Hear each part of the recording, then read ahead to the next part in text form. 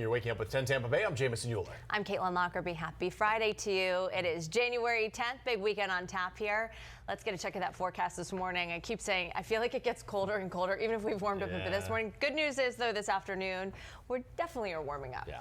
Oh, big time. Finally, we are defrosting like chicken. Yes. We love to feel that, see that, hear that, right? Maybe not the chicken part so much, but we are finally at Friday, and we're finally going to warm up big time. So hold your horses here. This morning, though, we start off at freezing right off the bat for Crystal River. Euler, Caitlin Lockerbie, meteorologist Amanda Pappas, and traffic with Sarah Rosario.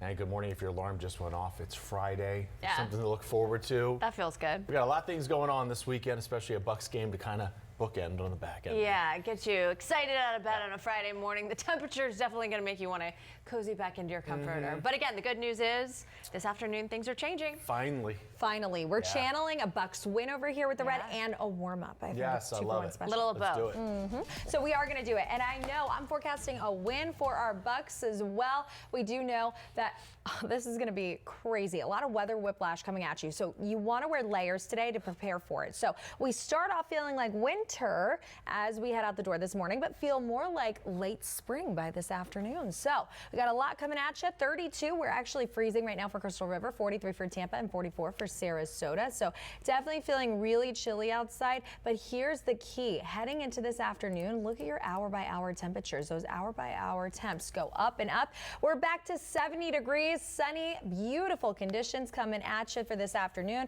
And we're going to be talking about the situation over in California and have a full breakdown on those wildfires and the air quality all next. But nothing prepares you for this amount of destruction. I mean, there's no manual, there's no book. This morning, as several fires continue to go unchecked, others now in shock and pain and fear. Those who fled for their lives following that monstrous LA fire that turned entire neighborhoods into ash and rubble. The death toll and destruction continues to rise as a new fire has now emerged in California. Just hours ago, the National Guard finally on the ground there to help. Yeah, arriving overnight there, and they've got a lot of work to do. I know part of the conversation is people looting homes that have already lost everything. Overall, more than 170,000 people have had to evacuate. More than 10,000 buildings are destroyed right now. Reporter Danya Bacchus is on the ground in L.A. News, Los Angeles.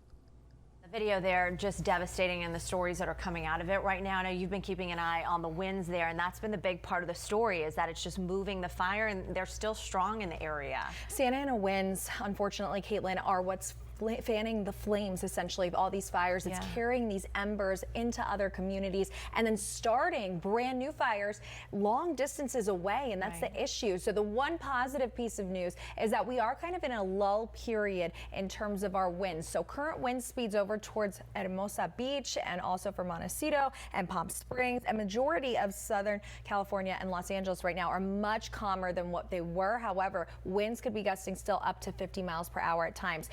Previously, just 2 days ago, we had hurricane force winds, just to put it in perspective for us. And look at this, heading into the rest of today, those winds finally remaining calmer, so they have a little bit of a break today and tomorrow. However, we could see another Santa Ana wind event heading into next Tuesday. That could mean even more devastation, more destruction, more fires, and the air quality for LA unhealthy right now. Yeah, I just feel like they can't catch a break right now. No. So much devastation there. All right, Jamison, keeping an eye back here at home. Yeah, absolutely. Look at Low Brick Road area of the city. Damian Romero from on North Franklin, he says that the streets didn't have considerable parking issues, so the wave of new paid parking spots is hurting customers and business. A city financial report shows in 2018, the city brought in more than $2.3 million in revenue from on-street parking. Then by 2023, that number rose to more than $9.4 million. Now that our members have to pay for the street parking, obviously, it does have an impact on business, and it is frustrating. When it had free parking, it was working very well. Everyone kind of had their own thing going on, and it was doing a lot better than it is now. In regards to parking complaints, the city sent us a statement saying, in part, quote, paid on-street parking is the best way to manage the increased demand for parking in growing areas. Goes on to say these changes allow more parking availability for customers, which is generally good for businesses. Right now, St. Pete wasting no time, sparing no expense to prepare for future storms. Yeah, the price tag the city is spending on a new aqua fence and how they believe it will make a difference come storm season. And the Bucks ready to raise the flag this weekend to kick off the playoff rush. Look at that. We got a live look for you. The swag giveaway underway. Captain Fear himself up early. He is up. A lot of folks up early. Wonder if he judging by all drinks those coffee. cars. Captain Fear down some coffee. Oh, heck yeah. Of course he does. Probably puts a little rum in it. Probably a little, yeah, espresso shots, like a little Cuban coffee. In just minutes, we're going to show you how fans are gearing up. You got to get out there to get the swag. Before it's gone. You've all watched us. Caitlin Lockerbie, meteorologist Amanda Pappas, and traffic with Sarah Rosario. 6:30 on this Friday morning. Thanks for waking up with us. I'm Caitlin Lockerbie. I'm Jamison Euler. As you're waking up this morning, maybe about to head out the door. Once again, a cold one this morning. Let's go ahead and get a check of your forecast with meteorologist Amanda Pappas. We have some good news on the back end of this cold weather, though. Oh, yes, we do. Happy finally Friday to you, and finally warming up on this Friday big time. But out the door right now, we're actually freezing. I'm a dramatic person occasionally, I will admit, but right now we actually are at freezing. 32 degrees for Crystal River right now. We see 37 for Dade City, 43 for Tampa, and 44 for Sarasota. So you need the heat this morning, but you're going to actually need the AC maybe in the car, depending upon how warm you think 70 degrees is. But lots of sunshine coming at you for today. 0% chance for rain, and we do see that we hit that high of 70 from the 30s and 40s. But also, we're really thankful that everything is calm and quiet here. Unfortunately, for other people across the country, for us, our friends in California, that is not the case. Those fires continue to rage on, and we will have an in-depth look at what they face next and what the situation is, all coming up. All right, let's take you out to the roadways right now. Los Angeles.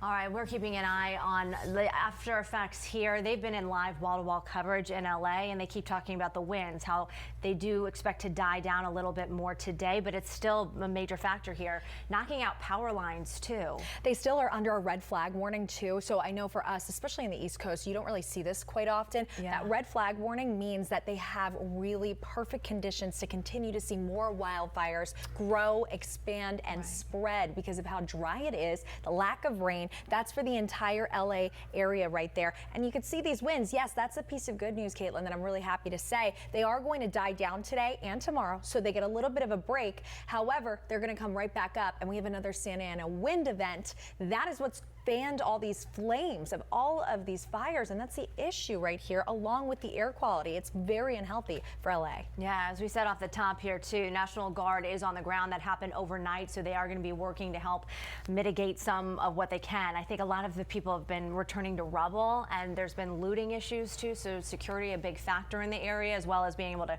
clear the roadways there to get those fire trucks through, and people able to evacuate or then get back to their homes. Conditions at least slightly improved for tonight, so this red flag warning and the air quality warning expire at 5 and 6 p.m. All right, keeping an eye on it for you. All right, looking back live here.